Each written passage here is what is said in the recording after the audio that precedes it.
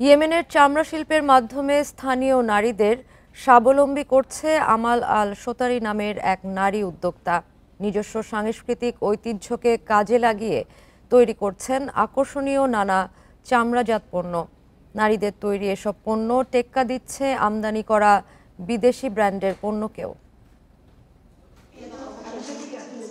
এ যেন চার দেয়ালের মাঝে এক নীরব বিপ্লব। ইয়েমেনের রাজধানী সানার একটি ঐতিহ্য সংরক্ষণ কেন্দ্রে চলছে নারীদের আত্মনির্ভরশীল করার প্রচেষ্টা, যেখানে চামড়াজাত বিভিন্ন পণ্য তৈরির কাজ করছেন একদল নারী। দীর্ঘদিন ধরে দেশটিতে চলা সংঘাত ও নানা প্রতিকূলতায় দমে না গিয়ে এমন সাহসী উদ্যোগটি নিয়েছেন আমাল আল শোতারি। আমাদের মূল লক্ষ্য হলো ইয়েমেনের পুরনো চামড়া ঐতিহ্যকে ফিরিয়ে আনা। উচ্চমানের পণ্য তৈরিতে দক্ষতা অর্জনের ফলে আমদানি পণ্যের বাজারে আমাদের পণ্যগুলো সমানতালে প্রতিদ্বন্দ্বিতা করছে।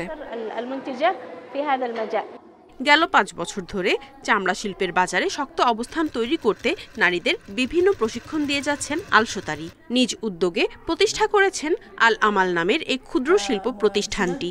আন্তর্জাতিক প্রশিক্ষণের মাধ্যমে আল শোতারি এই শিল্পের প্রয়োজনীয় কৌশল রপ্ত করেছেন। প্রতিষ্ঠানটিতে তৈরি হচ্ছে জ্যাকেট, বেল্ট, ল্যাপটপ ব্যাগ সহ নানা পণ্য।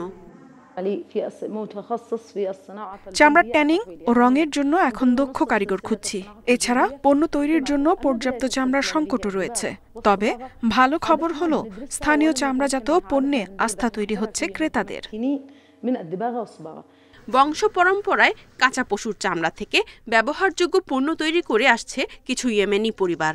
দেশটিতে কয়েক দশকের অস্থিরতায় হুমকির মুখে পড়েছে এ শিল্পের ঐতিহ্য। প্রাচীন এই শিল্পকে বাঁচিয়ে রাখার পাশাপাশি নিজেদের স্বাবলম্বী করতে নারীদের এমন উদ্যোগ প্রশংসা পাচ্ছে সবার।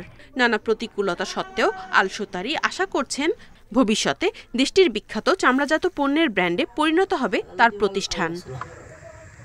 Nadia Tabassum, independent news.